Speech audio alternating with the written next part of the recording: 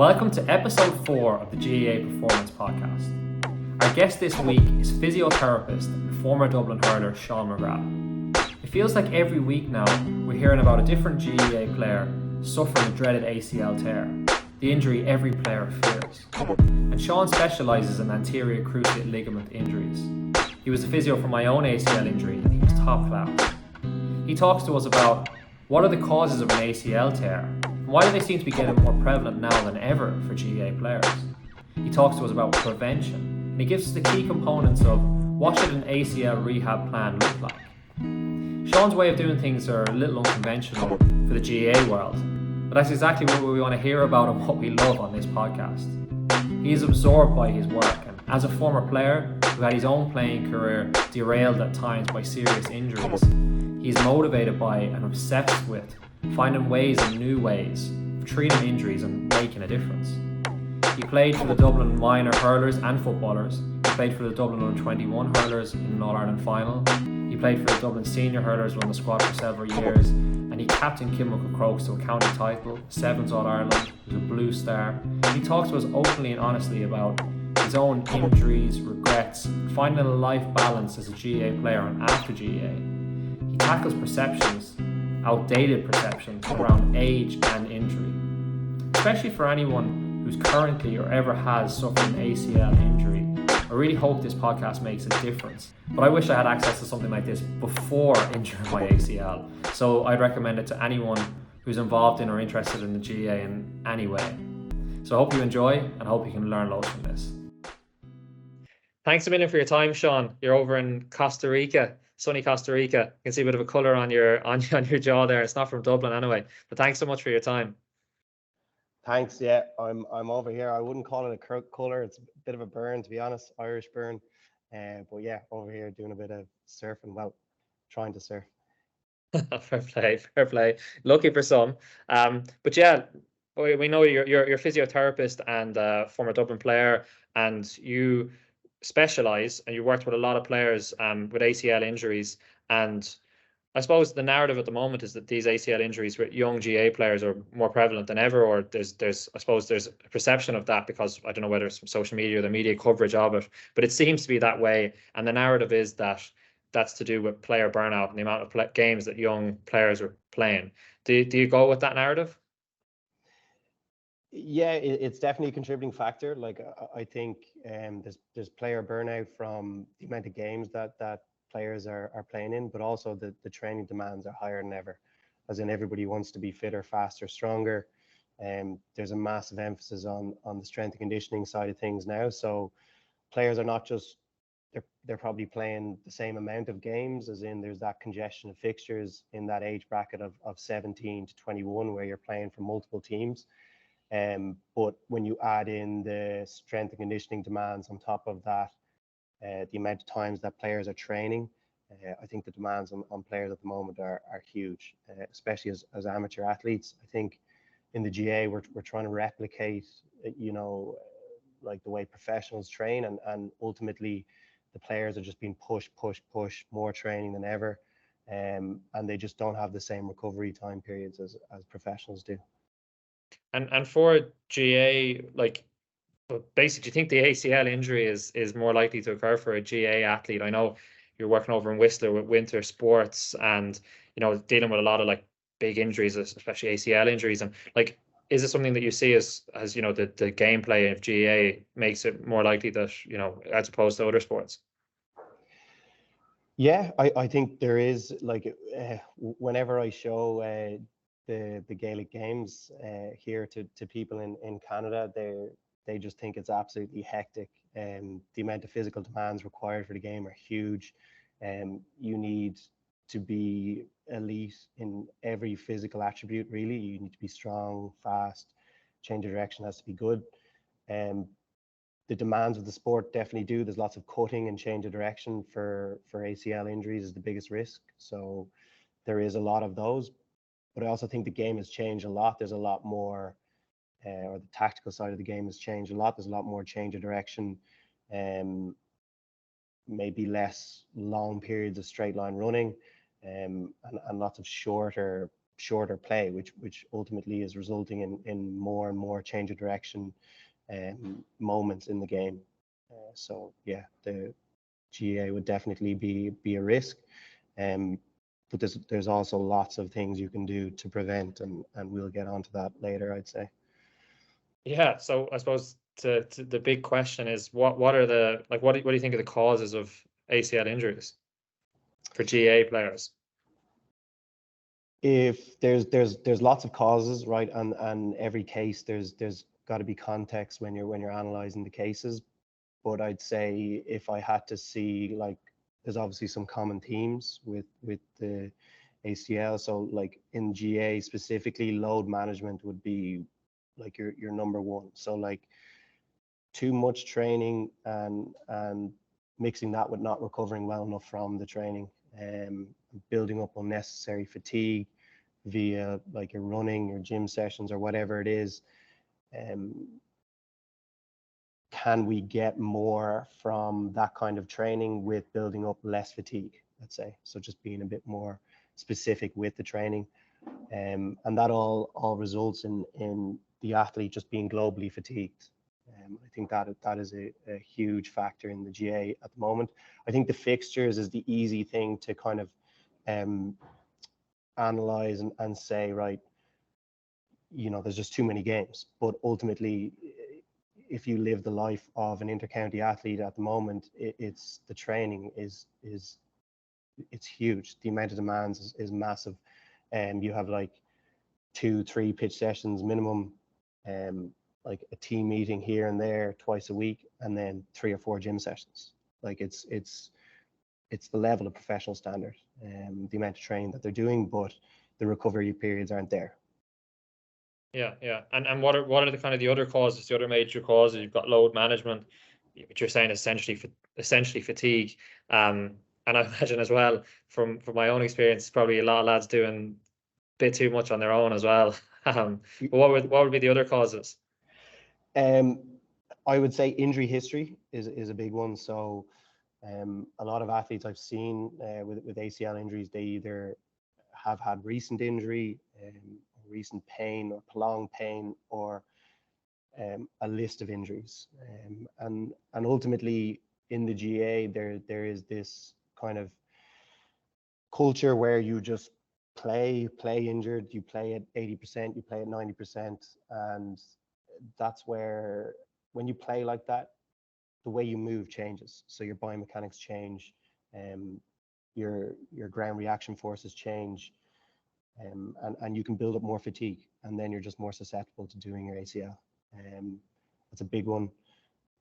I would say strength and conditioning considerations. Like, so there's a big push on like size and muscle mass and being heavier and having more presence on the pitch. I think especially for younger athletes, when they're breaking through from like 16, 17, 18, they're maybe carrying less muscle mass, and it's just the easy thing to kind of target and say, right, well, this athlete, if he wants to compete at this level, needs to be strong. But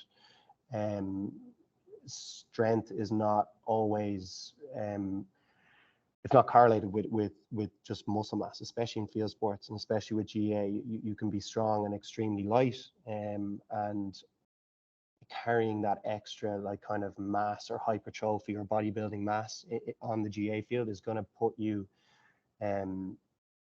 it's more for your center of mass or your body to control. It's more work for your body. Again, builds up fatigue, and then you're more susceptible to doing your ACL. I think from an S&C point of view as well, like just like variability, like having variability in your plan. I don't see that as much with GA lads. A lot of the athletes I speak to, it's just this kind of like push pull leg split, a typical kind of bodybuilding. They call it a bro split or whatever. It's not really preparing you for the demands of GA, which is a lot of change of direction, a lot of acceleration, deceleration, and like I think the last time I looked at it for Gaelic football, it's like 1.6 kilometers of high speed meters, so a lot of high speed running. in 60 to 70 minutes. So it's like that unnecessary weight or muscle mass is not required, and it certainly puts you at risk for ACL. I think the training considerations in that S&C is from a, like, if you're just doing those splits, you're not really preparing for specifically to do with the ACL. It's quite a big knee valgus, or when your knee goes inside your foot in a change of direction or cut, where you're most vulnerable for your ACL, and that's not really trained or exposed in programs too. And I think that's one of the reasons that I personally see it happening, or people are more at risk. Like what you're explaining there, kind of, it shows, I suppose, that a lot of the stuff, I suppose, is controllable, or it's in our own control to kind of set those programs or control our own load, have our own S&C, be aware of our own injury history. Where I suppose I did my own ACL, and there's a lot of people who are, I suppose there are some people who do their ACL and they're like, I was doing everything wrong, it was inevitable, it was going to happen. But there is an awful lot of, like, the belief when you're going through that process, you're told, there's just 1 in 10 or whatever, I can't remember the exact data, do their ACL. So it's kind of like it's inevitable that, if you're playing long enough, you will do it. Like what you're saying there doesn't really correlate with that. No, so yeah, I would completely agree. I would say that a lot of the contributing factors to doing your ACL are actually quite controllable. And when you actually do the analysis or take an injury history from athletes that do their ACL, you can see trends. You can see trends in their training from like 4 weeks, 8 weeks, 12 weeks, even months, years into the injury, and things that weren't dealt with in their injury history. And their load spiked massively leading into the injury for a couple of weeks. And those things are fully controllable. Like your S&C considerations that we spoke about earlier, they're all very controllable too. And I think the hard part about this is that it's never going to be just black or white. We can 100% prevent this, but I think there's a lot more you can do as an athlete, and that you can take responsibility for as an athlete, that is going to decrease your likelihood of an ACL injury happening. 100%, I believe that. So it's not a case of being lucky or unlucky. No, certainly not. Not from the cases that I've dealt with, not from the history that or the injury histories that I've taken from athletes, and not from what I'm reading and research. It's ultimately the ACL injury is you're going into a position that your body can't tolerate, and at that moment in time.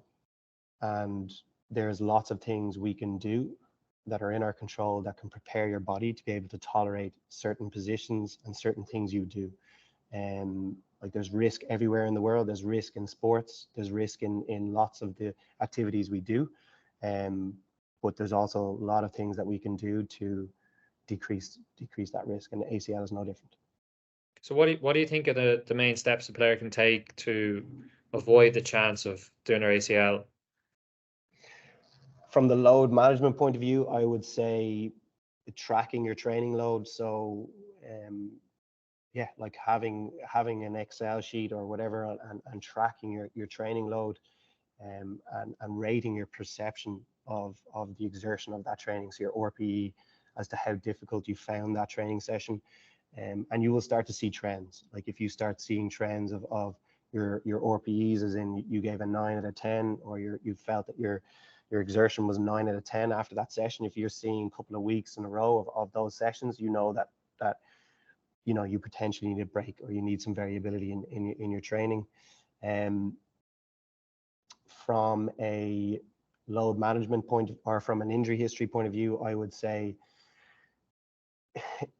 it's challenging, because as a professional athlete, I think there's that continuity of care with physios, and the injury history of each professional athlete is tracked over time, and with new physios come in and new coaching staff come in, they know an in-depth history of every athlete and their injury history.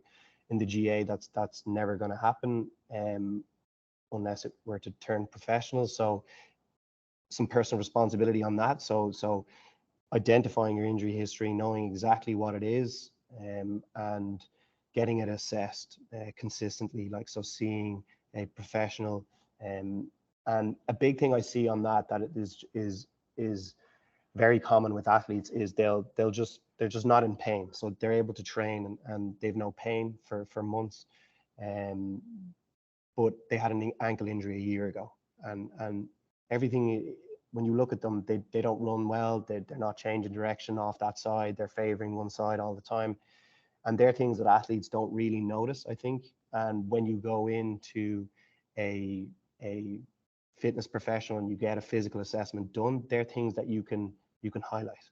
And um, it's kind of like a green flag, yellow flag system, or a green, yellow, and red flag system, and you will tick the boxes on what you feel you can improve on that athlete. And then if you improve enough things that maybe are considered a deficit or not as good as it could be, you're going to decrease your chances of getting an ACL injury for sure.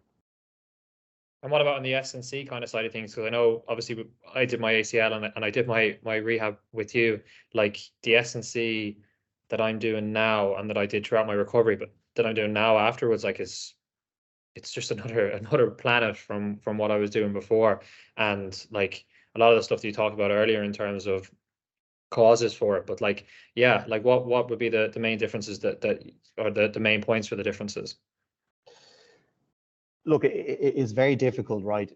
I'm going to say that from the start. From an S&C point of view, there's so many things that are you have to consider as an S&C coach. Like ultimately, I've been in a team scenario. It's an impossible job of a strength coach or a strength conditioning coach to manage 40 players or 50 players and make it specific and individualized. It's just not possible, right? So, but from an injury point of view, that is, if you have had any bit of an injury history, that is probably what you need. You need some individualization in your plan, in your program, working on your weaknesses, and developing and maintaining some of your strengths is very, very important and beneficial if you've had an injury history. And something else that I would say from the team structure point of view is that, like, you're kind of in the team structure, and you're a 31-year-old, you've had an injury history the length of like, you've had so many injuries, and you're on the same plan or same program as a 17-year-old who's untouched. So I think that's something definitely to consider. And as an amateur athlete, you have college, you have work, you have 5 hours in the week to train. You want to make that training period as beneficial and specific to you as it possibly can. So, like, no wasted sessions, no building up kind of fatigue for just the sake of building up fatigue. And like, I suppose there's levels to this as well. From an S&C point of view, you have your beginner, intermediate, and advanced. And like, if you're at that stage of a beginner, you need to learn the basics. You need to learn, like, how to do like a full depth squat, and build that, how to hold a front rack position, how to get into vulnerable positions, and tolerate them well. And then the intermediate and advanced, you start to move into, your power work and your low rep ranges, strength work, and high level plyos is a big thing. And having some structure to your training plan, like, so and this is an athlete responsibility thing. I think so many athletes are just walking into the gym now, and they're just doing what they're told. Just the program's laid out, and they're just like 3 sets of 10 of back squat or whatever it is, and they don't even know why they're doing it, how it's going to get them better, and there's just no engagement with it. There's no intensity to it then. And I think just having like a structured plan around, like, the specific demands that you're going to meet in the game and in game play, and having a program built around, your acceleration, deceleration, change of direction, they're like physical competencies that you're definitely going to be exposed to in GA, and they're definitely things you can train for. And if you're more competent at those 3 tasks in a Gaelic football or hurling game, you will massively decrease your chances of doing an ACL, because they're the the three things that you're going to do the most in a game. If you're not building up fatigue in those areas during a game, you're going to be less fatigued, and there's just going to be less chance of you doing your ACL. When you're talking about the S&C side of it and the plyos, I suppose kind of an example for, like, I suppose a lot of teams, you'll have your S&C where there'll be three kind of easy box jumps, and they'll walk and jump on one and land, and jump on another and land, and jump on another and land, as opposed to, I suppose, what I was doing with yourself, which was some quite advanced, jumping, like with right cues and mechanics, or like high depth jumps, and like there is a massive difference, like, because one of them you're literally getting nothing, you're pretty much getting nothing out of, where, as you said, it's individualized and it's more difficult, and I found as well, the when you're saying about the bodybuilding type training, I don't think people realize quite what that means, but like, yeah, like, for the from what I took from it anyways, like, bodybuilding is essentially to tear a muscle for it to recover, where you don't want the muscle to be torn, because then it's to fatigue. You just want the muscle to be prepared for the game, essentially. Am I right in that? Yeah. So, well, there's Well, two in elements season, there, anyway. right? In season, yeah. So with the plyos first, right? So plyos is the biggest contributing factor to plyos is just your intent. So your intent, your aggression, and how challenging it is a way of driving those demands. So we did like some quite aggressive depth jumps, and single leg depth jumps, which are very demanding on the body, but you were prepared for them, and it's a new stimulus, and that's ultimately what strength training is. You're just trying to drive a stimulus for your organism to grow, and whatever you experience in your life, via the gym or via your activities or whatever you do, the more you do of it, the less chance you're going to get hurt doing it. And that's what I mean by preparing for the demands of GA, as in, right, you're not going to do a depth jump in a GA game, but like, let's say the one or two times that you do get caught in the air, or you come down from a big jump, like, you're going to be prepared for that, and your body has experienced that, and you experience those things as a kid and as a child when you're playing. And then, I think we spoke about this a lot during your training time, is the amount of sitting time, and just that Western culture of we do way less. So yes, in the gym, we're going to try to get you move in different ways, and challenge your organism to create a new level of what you can actually tolerate. And so many players are just, they're either getting nowhere near their potential as to like growing that level of ceiling as to what they can tolerate, and they're just walking so close to that cliff of, like, anytime the demands get too high or they're too fatigued, they'll break down. And I personally think that, like, from a training point of view, if you're building that ceiling, or that tolerance of physical competency, things are going to be less risky for you. Movement in games is just going to be, it's not going to be a challenge for you. That's kind of a lot of biomechanics and stuff like that as well, in terms of like your range, and your I suppose being safe in different ranges. Or I remember you're like, you completely stopped me from back squatting or lunging. Nothing was on my back, everything was on my front. You went from, the traditional of no knees over toes to, like, you're really pushing the knee over the toe. Like, a lot of, I suppose, traditional ways of thinking in terms of the gym just completely went out, and with that, ego training as well.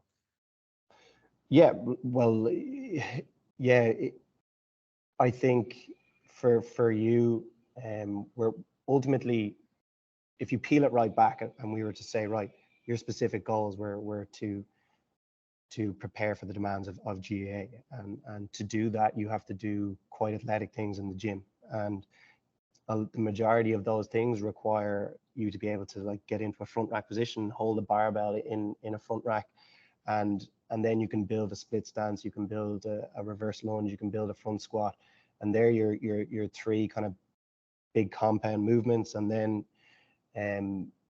yeah, just like building the other forms of athleticism.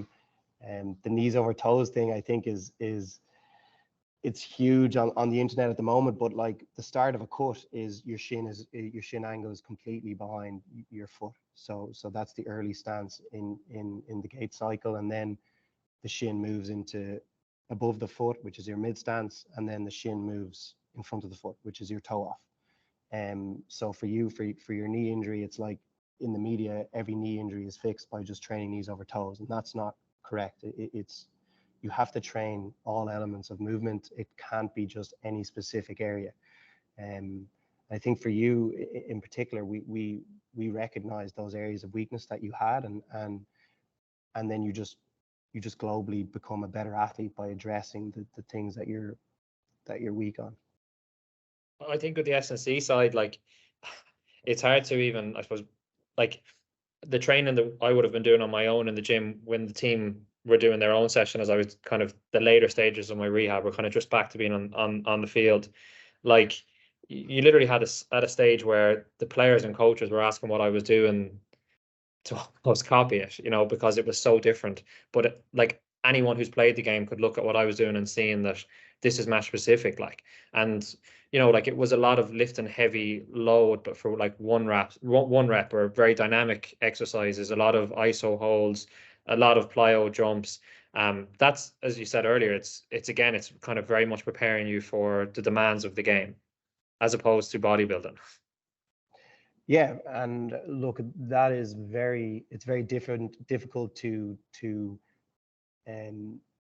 administer that or run that in a team scenario. Like that's like 30 lads, even just from a logistical point of view, putting you know, a lot of people don't have pin squats or they don't have pins in their gym, and that's harder to logistically negotiate with 30 or 40 athletes.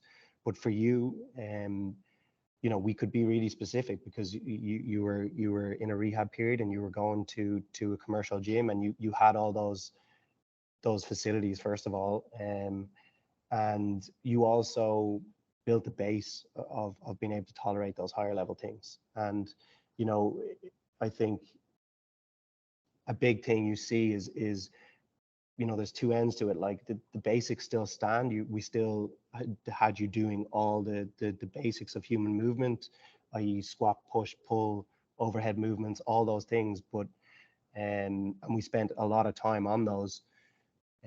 But a lot of people won't regress themselves enough to that level. They won't go back to basics and build that kind of base and kind of learn how to move again and build some confidence back in their body. Like you see that so much in the gym of lads going in and they're just being crippled underneath the bar, or their plyos are all over the place, or the complete opposite. You see some really talented, genetically gifted kids and adults, and they're just doing what someone else that has nowhere near the capability genetically as them, and they're not being challenged, you know.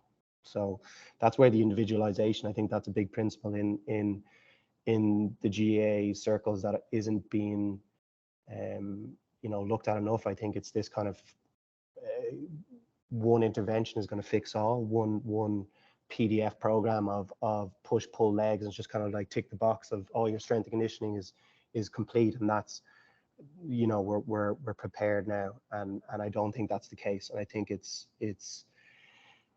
up to the athletes to ask themselves, like, am I really being challenged here in the week? Like, do I feel like I'm prepared for this game, or are games coming and I'm trashed from a game? Like it takes me days to recover from a game.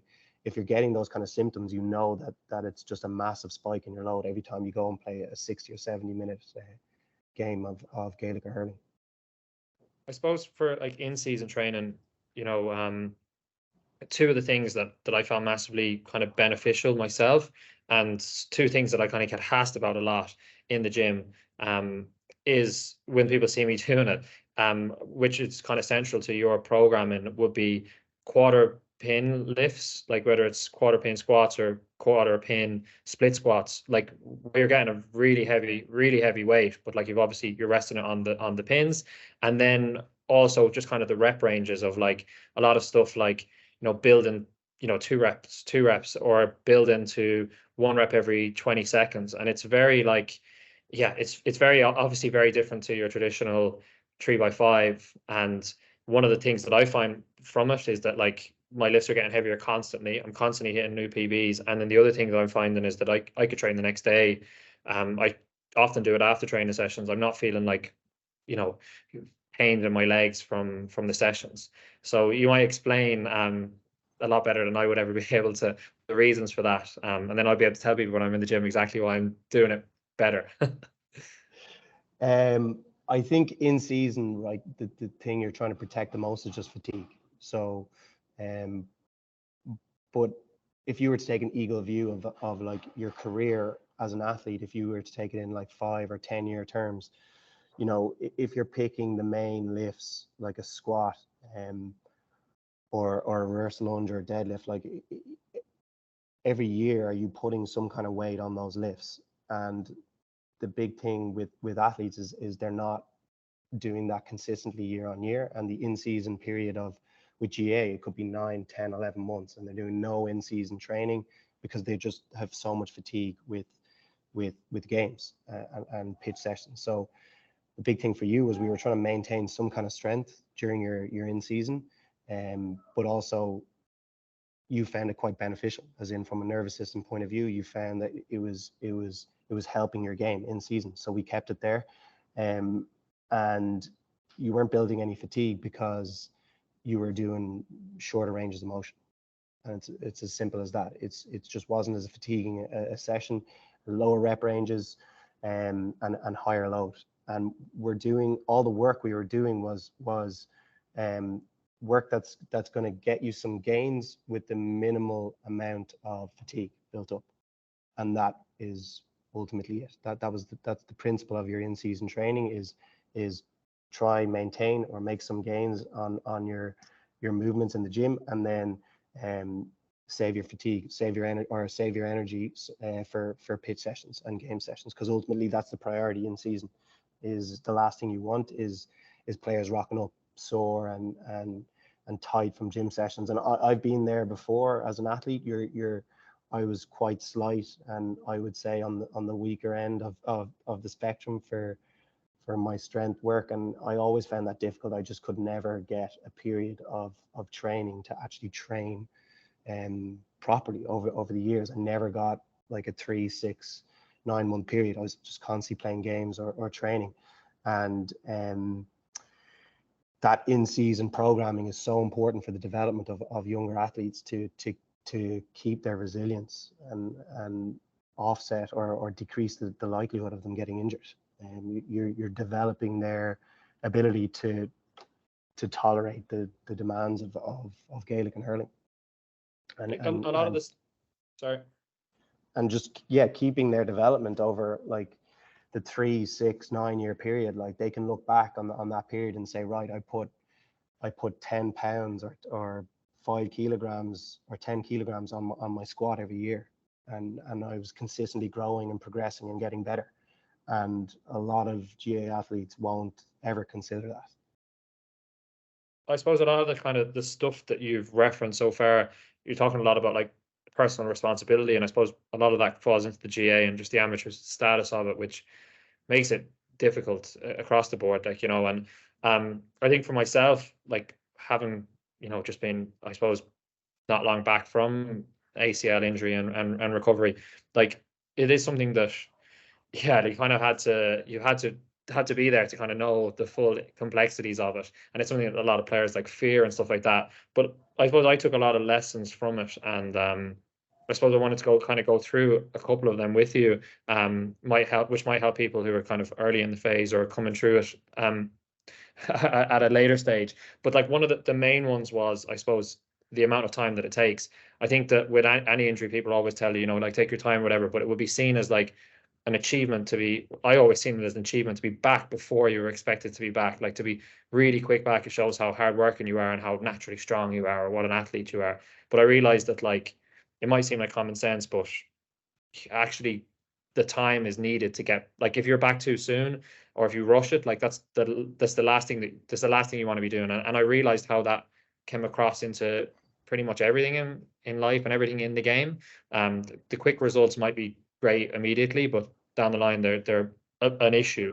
And likewise with that the way to avoid that is by listening to finding experts and listening to them. And they're both in the GA. We don't have access to amazing experts. Realistically, we really don't. Even at county level, we don't have access.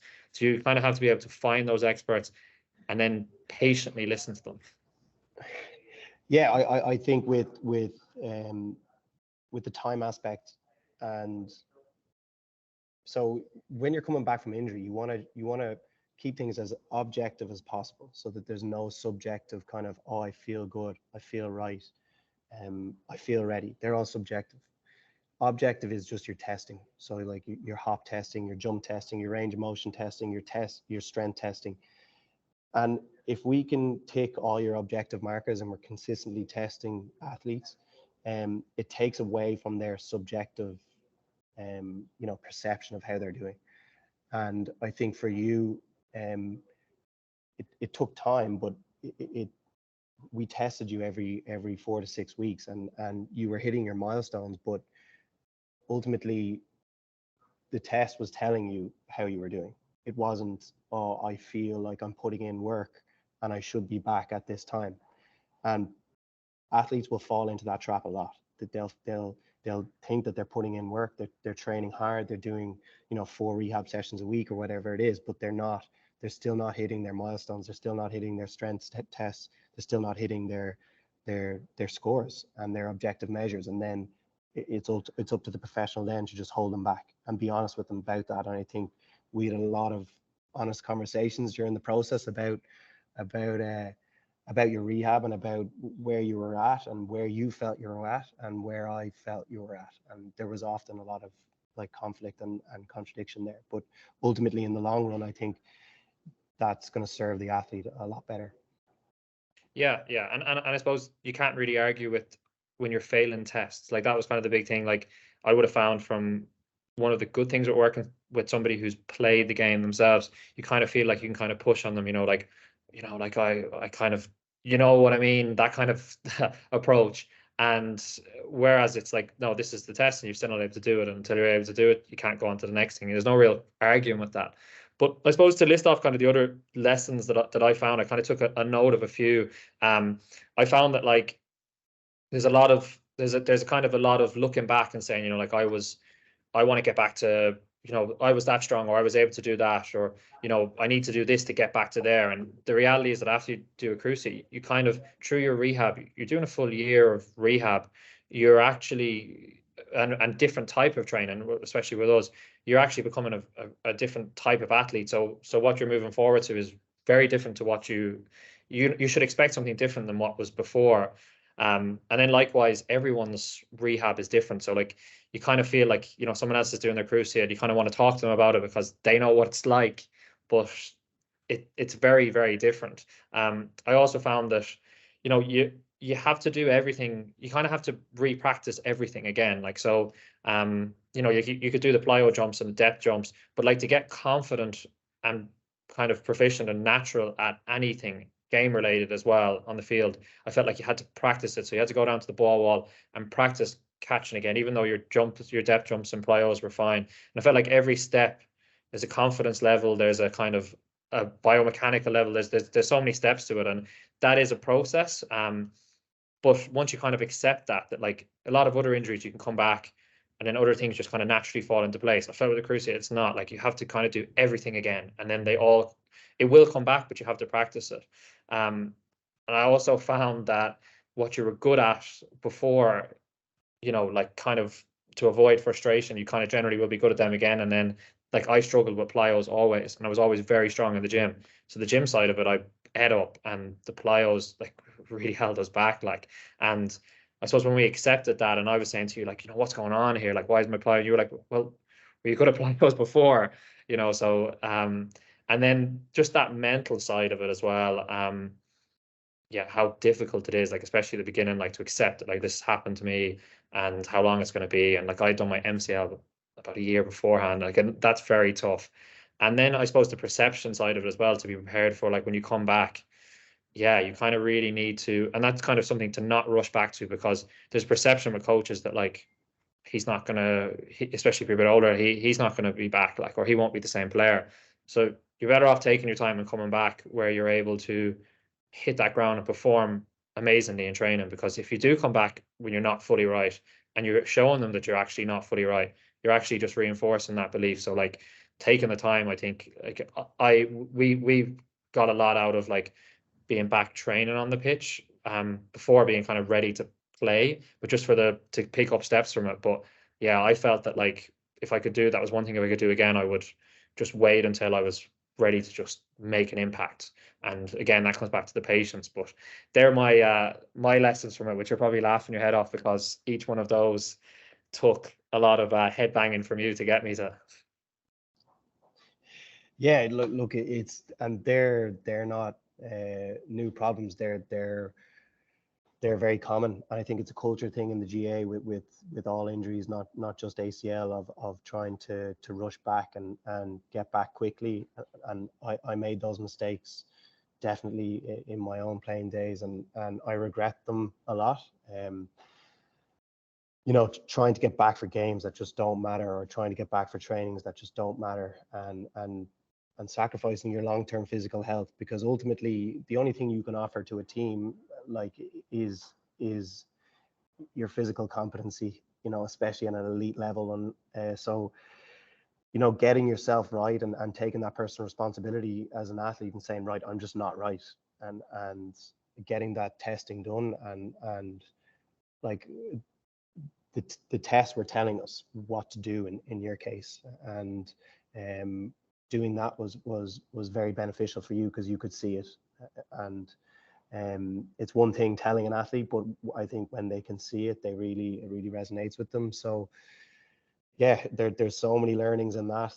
It's a big process, like a year, like, you know, a lot of the research is indicating that a year after your ACL operation is the time period to come back. So not to come back within that time period.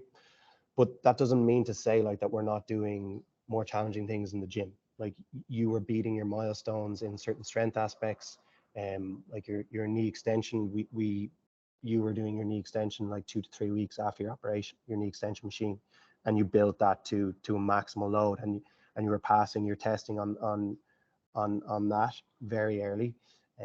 But then your jumping, your landing, your plyometrics, your sprinting was all slower. And you know, the timeline, if we had to say that from your strength testing for the first 2 months or 3 months, we would have said like a 4 or 5 month period would have been good for you. But then the minute we seen you sprinting, running, and jumping, we were just like, this is 6 to 9 months now. And having someone being objective with you and telling you that, because ultimately as an athlete, you definitely have a time period that you want to perform in, and you're trying to, every season matters, you're trying to get back as quickly as possible. But in the long run, I don't think that's going to serve you. Yeah, yeah, and I suppose just to kind of talk about, you know, the keys to the key points that make up a really good ACL recovery. Like, what would you say they are? Um, so when the ACL injury happens, like there is discussion now about non-surgical intervention for ACL, but definitely getting an MRI, getting an accurate diagnosis, seeing a knee consultant, knee specialist, and seeing a physiotherapist, and getting a prehab period done prior to your operation is very strong in research at the moment for quicker return to play, decreased swelling and pain post-op, and getting all your ranges of motion back quicker. There's a lot of evidence for a prehab period prior to operation. Early intervention post-op is key. Like, so key milestones there in that phase is getting your knee extension back as quickly as possible, and getting your knee flexion back, and getting all your range of motion at the hip, knee, and ankle back. It's an operation is a very serious and it's a big intervention. So respecting the fact that you're on crutches, you're like all your hip musculature, your core, everything is off and regressed prior or post-op. So giving them, you know, time and attention, and really regressing your rehab in that early phase, so that you're not skipping milestones and then you're jumping into, let's say, squats or double leg squats, and you're not actually using your quads during those movements. Um, that's a big thing, I would say, a big mistake, just jumping the levels too quick. And that like brings you in. So like your case was very interesting, as in you progress at an individual level, and I would say that's a big thing for people, that if they do have an ACL injury and they're post-op, that accepting the fact that some milestones they're going to get quicker than others, and just because one person is running or jumping or doing some form of physical milestone in their ACL at 3 or 4 months doesn't mean that you have to be doing it, or doesn't mean that you're behind them, because you'll probably be ahead of them in other areas. And you know, a lot of that comes down to your injury history, your previous physical activities as a kid right into your teens and adult, and your training history. Like the more competent you are at certain movements, they're gonna come back to you quicker than others. The return to sport period is probably the most challenging period of the process. So like mixing in your plyometrics and your pitch work, your ball work, your proprioception work, with still maintaining and progressing all your strength work, is the most challenging period, the most time consuming period of the rehab, definitely as an athlete, and the most challenging as a coach or a therapist or a fitness professional, because you have so many load demands to manage. You don't, you know, you're fatigued after a pitch session, and then you're debating whether your athlete should go in and do a gym session.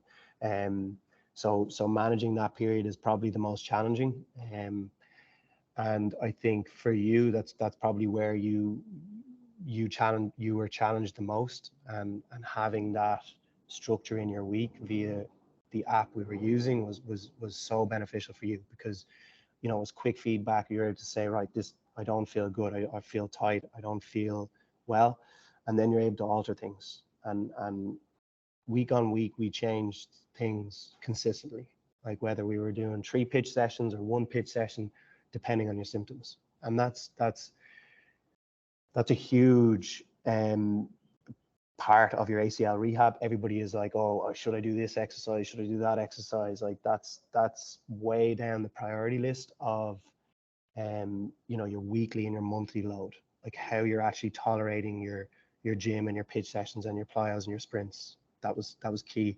And that leads into your tracking and your adherence and support. Like, you know, you were very diligent with your tracking and all your numbers and your response of how you were feeling and how you were tolerating sessions, and that was the personal responsibility you took in the process of tracking that and being connected with your body and listening to your body, and then that allowed for such accurate prescription of your load and what you were doing. And that's the key to a really good ACL rehab. I think three of the things that I kind of just stood out for me there and what you were saying was, I suppose, the prehab and the importance of it. It's also heartbreaking when you literally you've done the injury, you've done a ton of rehab, you got to the stage where you're getting good lifts again, your quad has got back nice and chunky again, and then you literally go into surgery to come out the next day and you've got like a noodle leg, you know. It's literally heartbreaking, but it definitely makes a massive difference. And then that process of kind of, I suppose I didn't find actually a full extension of the leg that hard to get to, or a bend, but getting from a bend to a full extension, like as in like a leg extension kind of movement, was the hardest thing I've ever done. Like, look, we got there pretty early, very early, but yeah, that was excruciating. Like, I have videos of doing that when my dad helping with the resistance or trying to kind of help the cues or whatever, or put his hand underneath to kind of at least make me feel like reassured with it. That was one of the most difficult things ever. And I suppose one of the things you're kind of talking about as well with load, and just in general, like physios and S&C, people in that world, you know, people always talk about kind of personal responsibility and getting people to track and getting people to be accountable to themselves. And it is obviously really important. But I think something that kind of like obviously was a big issue with me, like there's a lot of athletes out there who are actually the other side, and they just do themselves so much damage. Like, and I obviously come into that, and they just do way too much. And that was a big thing in that return to play that I was facing. Like, and I was saying to you, like, why am I feeling this? Why is this fatigued? And then when you came back to me and you're like, well, look, I gave you, 3 sets of this at like a quarter range, and you did like 5 sets of double the amount at full range, and you did that a little more every single day. I'm looking at it, and that works out at probably like an extra like 3 days of in 2 weeks, like Yeah. and then you're wondering why you're tired. And I don't think people kind of talk about that enough. As I know Paul O'Connell used to talk about how much he had to be saved from himself, and it is a problem with a lot of athletes. And as I said, like a lot of the S&C and physio world is targeting people who need the help to become more accountable. But there are a lot of athletes who do themselves a lot of damage. Like, Yeah, and that's a culture thing. You see that across the fitness industry of this, the harder you work, the better results you get. And that's just not true. And that was the case with you. Like I think we had a couple of friendly discussions about it. You were, as an athlete, you want to do more. You want to do the extra inch, go the extra mile, and you were doing extra work that wasn't benefiting you, and we're just building up fatigue, and that fatigue is taking away from the work that's actually going to matter.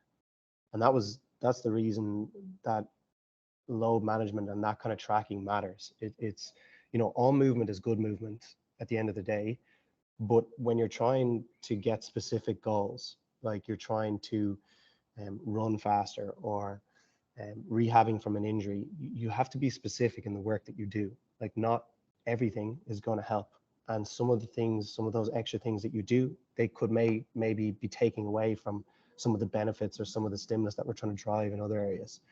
So just being accurate with your prescription of what you're actually prescribing the athlete. And then, like, I know from a physio perspective, there's a lot of physios are frustrated because they know that the athlete is just going to either not do it or do too much. And I think that's where working with you remotely and through the app, like, we were able to track that, and we were able to flag it earlier. And in an older system, when that technology isn't there, we're kind of wondering, oh, well, I can't really remember what I did 14 days ago. And like, there was a conversation I think we had that you were saying, oh, I didn't do anything extra, and I was able to just look back 3 weeks earlier and see that you were doing extra work. So yeah, it's definitely a fitness industry thing of trying to do more work to get better results. But that's even more the case in GA. It's just, there's that competitive edge to the game, and everybody wants to do better and get better, and they think the best way to do that is just do more. I suppose kind of the lack of knowledge and the lack of awareness of a lot of the, I suppose, rehab and avoiding the cause of ACL injuries, but also a lot of serious injuries or constant smaller injuries. It's definitely leading to shorter GA careers. Like, there's a lot less older players playing the game, especially at inter-county level, but even at club level. I would notice in Dublin especially, like, yeah, there's a lot less 30-year-olds playing, and like that should really be your physical peak. Yes, for sure. Like, breaking into your late 20s and early 30s, you could have 10 years of gym work on another athlete. You could have 10 years of a cardiovascular base built up versus a younger athlete. You've playing experience, you've more perspective, you've more life experience, and therefore you're more well-rounded as a person. Like I remember specifically Niall Corcoran, like he played hurling with Kilmacud, and he played with Dublin for a number of years, and he was 36, and he was he was beating everybody in every fitness test possible, in every preseason, every in-season, everything across the board.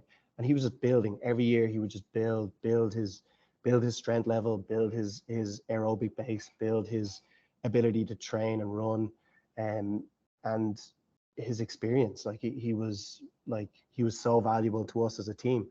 And I think that then on the other end of that is you have to have coaches that are educated on that too. And I don't know if that education or that awareness is there from coaches that, hold on a minute, this guy in his mid 30s could offer our team huge value, like as an athlete, like, and the game has never been more athletically demanding. And there's this perception out there that just age equals injury, and you're going to be sore and crocked and not move well. And that couldn't be further from the truth. Like if you prepare for the physical demands of GA, you will be able to tolerate those demands. It does not matter if you're in your 30s. Your lifestyle, how you train, is the biggest predicting factor of whether you're going to be able to play GA or not. And that is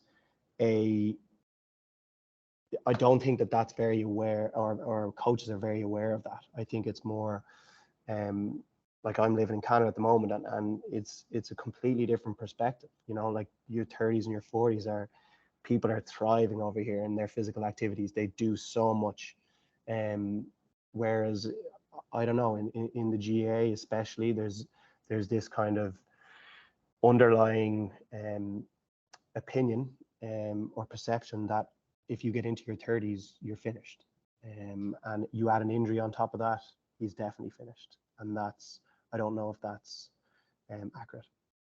Yeah, I think it's kind of both a combination of perceptions of that belief, as you just said, and then also the bad S&C and bad like injury recovery, like people not doing what you said earlier, and the two just kind of cycle against each other. So like, people have a perception that like when they do their cruciate, the amount of people who said to me, "Oh, if I did that, I would just I wouldn't be able to do all that recovery."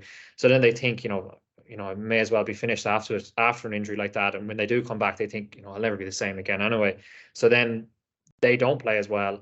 And then loads of people doing that then leaves a perception that all players will be like that, which then constantly cycles into more bad S&C, and that it just keeps cycling around. And for when people do come back, I just think that like, yeah, there's kind of, if you're a top intercounty talent, or you're a young player, there's kind of a, there's kind of a want to kind of give it another rattle. But I think there's a nervousness with GA teams around people who come back from serious injury if they're a bit older. It's almost like you're mad, like you'd be absolutely mad to come back. Like I remember when I was younger, and people would be coming back from injuries, and yeah, even when we were younger, you'd just be hearing it, you'd be thinking like, that lad's mad, like what is he doing? Like that's, surely he's not right after that injury. Like I remember seeing him kind of be carried off. But yeah, it's an educational thing.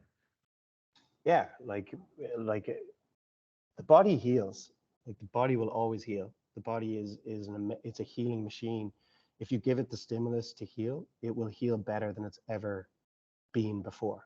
And like in your training cycle or your rehab, you hit loads of personal bests in your movements, in your sprints, in your plyos, and I would think you're a better athlete now than you were before. So like, and you're older. So yeah, I don't think age is an accurate predictor of your physical competency or your ability to move or your ability to play a game. And I think what's referenced before a lot is like this perception that younger people are faster, and like that doesn't make sense objectively. Like to be fast, you have to be able to create force into the ground. You have to be strong, and you have to have fast turnover, fast ground reaction forces, and good flight time, and all those things are progressed as the more you train, the more you sprint, the more you jump, the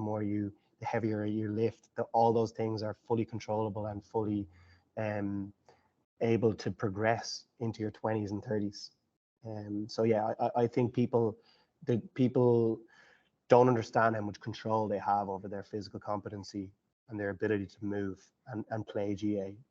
And that's a culture thing. That's not, and it's a knowledge and an education thing. And I don't think it's talked about enough. And ultimately as well, it's harder to hear at 32 that you've way more in you, and you want to quit. And that's a different topic altogether. I think that's a bigger issue, and it's more of a burnout or psychological issue that you're just not interested in the game anymore, and that's totally fine. But I think when people use injuries as an excuse to retire or as a reason to retire, I don't think that's always accurate. Because ultimately you can rehab yourself from any injury, anything. I think that like the mental side of it as well, in terms of when you have that injury and you come to terms with, you're having the surgery, and you're at first you're kind of like, geez, I'm gonna be out for a year, whatever other context, like this is going to make an absolute dent in kind of any ambitions of football and ambitions you might have. And then you kind of come into the idea that, like, what you have ahead of you, a massive surgery, a massive recovery, you kind of have then a bit of resentment towards the game that you were playing and what caused this. And what I found that, like, inevitably either way, no matter what way you take it or when you take it, you're inevitably going to be brought away from playing for a long time. And that's one of the actual positives that I found, was that whether you're playing, you're Micheál Murphy and your life is completely GAA, or you're just playing club for the club second team, but you're involved with the minors, coaching them as well. Whichever stream of it end of it you're at, I think that, like, GA plays such a massive part in so many people's lives, and that they can't really imagine their life away from it. And I think the amount of kind of like social commitments that we make to, or social things that we exclude or we turn down because of GA. And when you do the cruciate, you're kind of forced to have a year away from it. And then when you come back, you realize that, like, A, like, it was grand, and B, I really miss it. But I miss it for playing. I miss like just going to the park to be able to kick, like when I was stressed out. And you don't miss it for, like the pressure you put on yourself for, for a club championship game, or to try and get onto county squad. Like, you don't miss it for that. You miss it, or for the feeling of, like, oh wow, I'm like great, I just got called up to county team. You miss it for, as I said, the enjoyment of the game, which is the reason why you got into it in the first place. And that's one of the kind of big lessons, the big positives rather, that I took from a negative with it.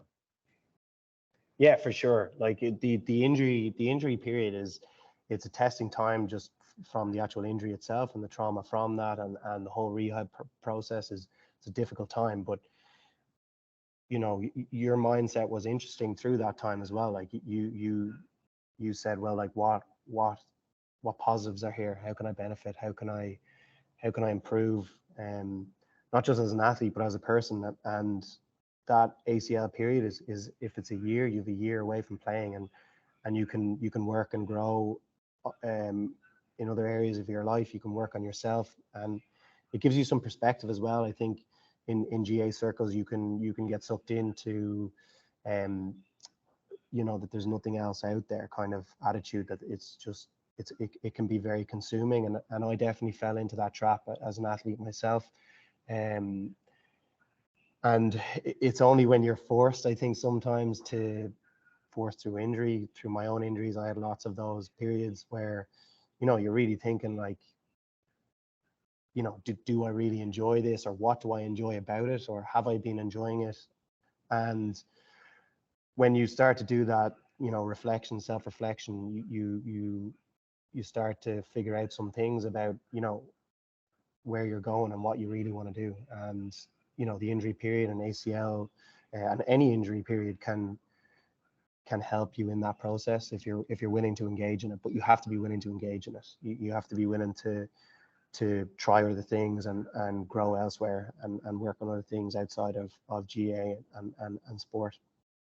And how much does that help you in terms of working with other players, and also like a motivation for your work? Because like I remember, obviously, like, known you since college, and remember, seeing you playing All Ireland under-21 finals, and then going in with the Dubs and playing league games, and then, like, every time there was a period of kind of a breakthrough, then you were injured, like yourself, and it's just like, like, it was myself and my dad were almost heartbroken seeing it happen, not to mind what you must have been feeling. And then obviously to come in as a physio now yourself, like, that must be, you must have such a reservoir of like understanding and motivation to kind of to work with clients now.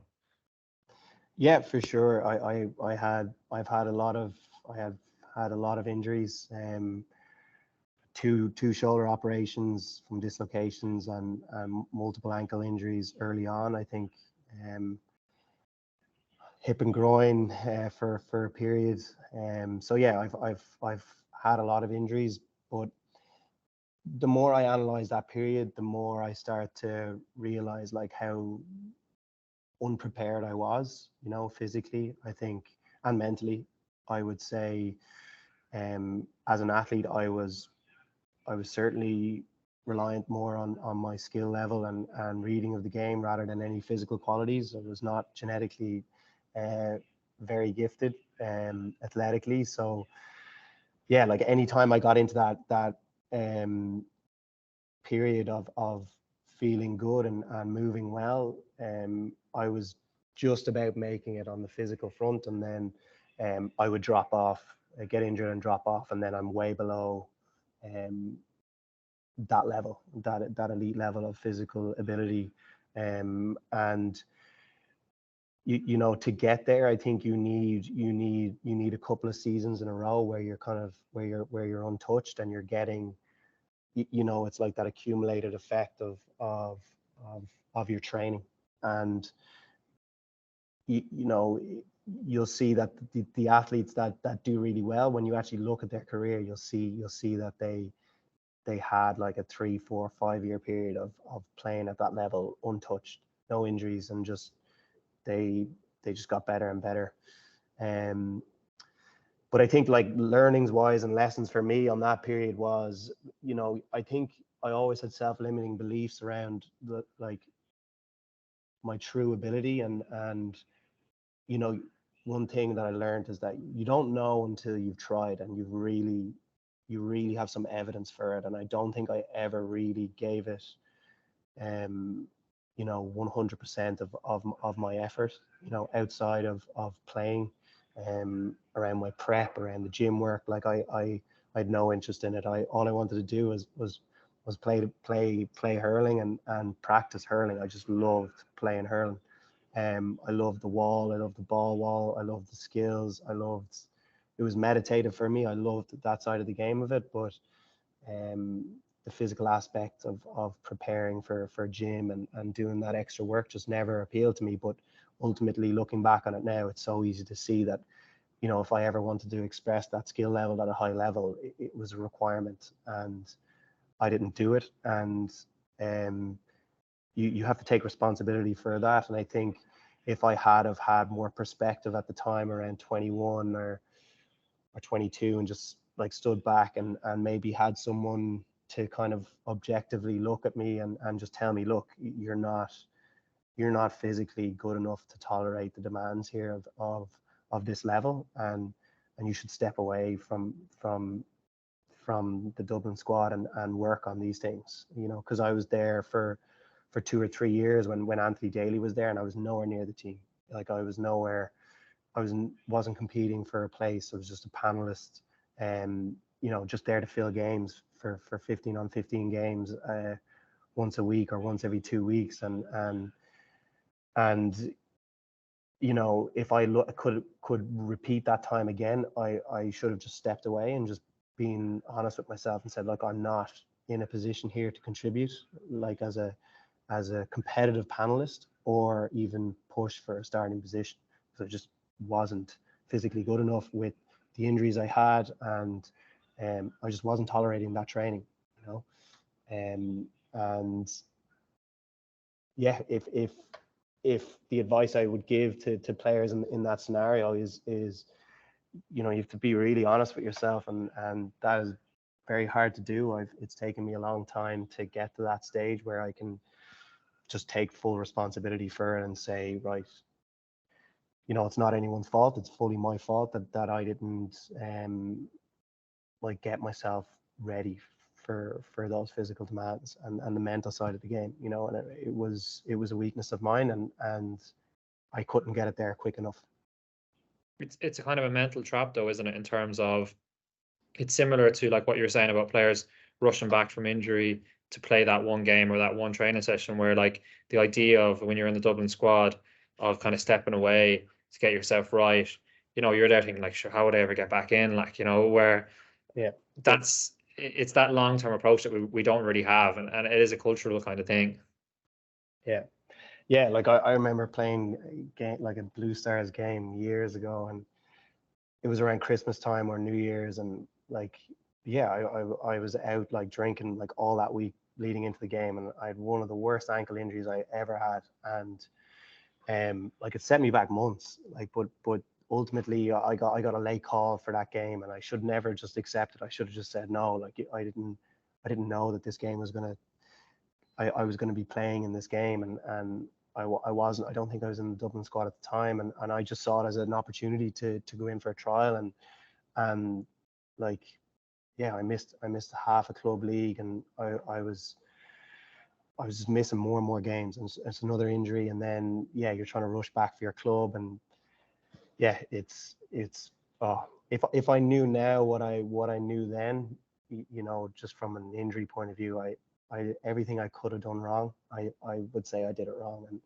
and that helps me in what I do now. Like I can see a lot of things that a lot of mistakes I made. I can help people prevent those and help athletes prevent those, and I've been a deep thinker about this stuff for a long time. I was desperately trying to play for Dublin at the time, and I was reading, I was digging into everything that I could possibly do to get myself better, and I just wasn't getting better, and I just kept getting injured, and that led me down the path of physio, and yeah, I really enjoy what I do now. I'm happily moved on from that period of my life, and it was great. I learned so much from it, and it led me to where I am now. But I'd be lying if I said I don't have some regrets for the way I prepared, and yeah, my input and my maturity level at the time.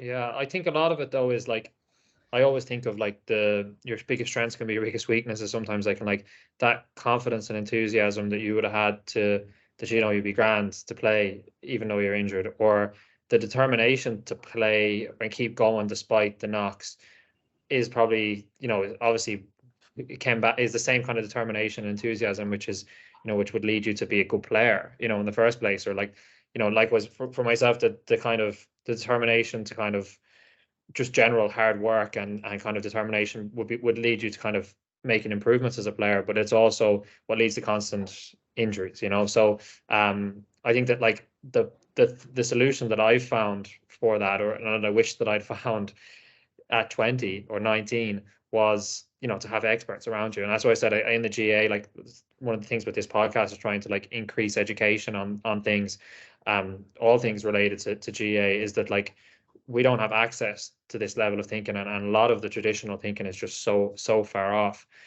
There's that, and also I remember you saying to me before that like the best way to not be injured is to not be injured. I think that's what you were saying before. You were told that by you were talking to somebody over there, some older guy who was in ridiculous shape, and yeah, if you can go through like a period of not being injured for a long time, Yeah. you likely won't be. It's a cycle. Yeah, that's like the psychology and the mental side of it, and they're intricately linked for performance. And yeah, he was a track and field coach. I was chatting to him over here, and he was talking about that prime period of like 17 to 21 of just like back-to-back seasons of injury free, and I know that that's something like definitely in the scouting world for soccer and higher level elites and professional teams, it's something they look into, is that kind of season on season injury free, because that's where you really see, when you stand back and you look at a player's like 5-year plan or 5-year growth, like that's where you can make the biggest changes. And the GA structure doesn't allow for that, because you have coaches and managers coming in for 1-year period, 2-year period, 3-year period, and there could be a really talented 17-year-old there, and he might peak at 28, but he's going to get taken in and thrown into a load that he's not prepared for, gets injured, gets hurt, and then that cycle starts. And whereas if these players are kind of, I'm not going to say protected, but if they're, if there's a separate entity and there's more of a long-term plan around, right, what's the global plan or development plan of these players over their 10-year span, like, and like, how do we get players to like play into their 30s and play into their late 20s? I think whatever GA county or team or club starts implementing a structure like that, I really think from a kid's like development point of view, they're going to see incredible results. Not only from like a winning perspective, but also just like quality of life. And like there's a bigger element to GA. It's I had this chat with one of my friends back home, and we were just talking about like the injury list from GAs is like what are these people's quality of life going to be like in 35, 45, 55? Like I remember working in Dublin, and I had a patient from Derry with one hip replacement at 42, and he was being seen for another one from GA.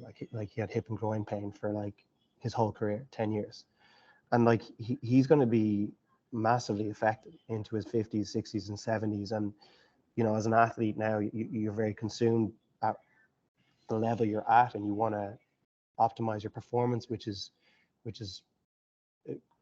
totally right, and you should do that. You should constantly try and improve your physical ability, but there has to be some kind of long-term planning too for these athletes, like and I don't think the GA is really doing a good job of that. Even just like with platforms like this, education and standardizing some kind of structure in the season as to training load and gameplay. Yeah, I think the two go hand in hand. Like I think if you have the right specialists and the right experts around you, then that will reduce the likelihood of those massive injuries, which then you will have a better quality of life down the line. Like I think the two are hand in hand. I suppose just to the final question, if you were to give one piece of advice to players, if you were to go into to a minor dressing room, county dressing room, and give them a piece of advice on what they could be doing in their preparation to avoid ACL injuries, like the main thing for you. I know that everyone is different. I know we just talked about that, but if there was one kind of common thing that just could be an edge, or maybe it's not the most important thing, but it's just maybe something different. One thing, a minor dressing room, so 18-year-olds, learn the basic qualities of human movement. So full depth squat, full depth back squat, front squat, deadlift, overhead pull, pushes, and core and plyometric training. And learn the fundamentals of those, and don't worry about your muscle mass or trying to put on weight. Just worry about getting competent at moving. Like actually learn how to move. Get someone to teach you the lifts that we do in the gym, and get someone to teach you or give you advice on your sprinting and your plyometrics, and that will last you your career. Like building that base of knowledge, because ultimately that's what it is. It's lazy coaching is not, you're not educating the athlete and you're not teaching them how to move. And if more athletes worked on those things, those fundamentals, I think they decrease their risk of injury of not only ACL but every other injury you could possibly get in the GA. More competent movers get injured and hurt less. Yeah.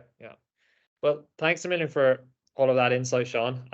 Yeah, no, it's invaluable, I think, like in terms of avoiding the cause, dealing with the rehab itself, and then just all of the the things around it, because it's such a I wouldn't say it's a life-changing injury, but it's such a massive injury, and something that people fear so much, and then it's something that has such an impact on people's careers and lives afterwards. But we'll let you get back to the surfing and and the tanning. So but yeah, thanks so much for your time. Really appreciate it. The burning. Take it easy, Amy. Great chat. Good luck.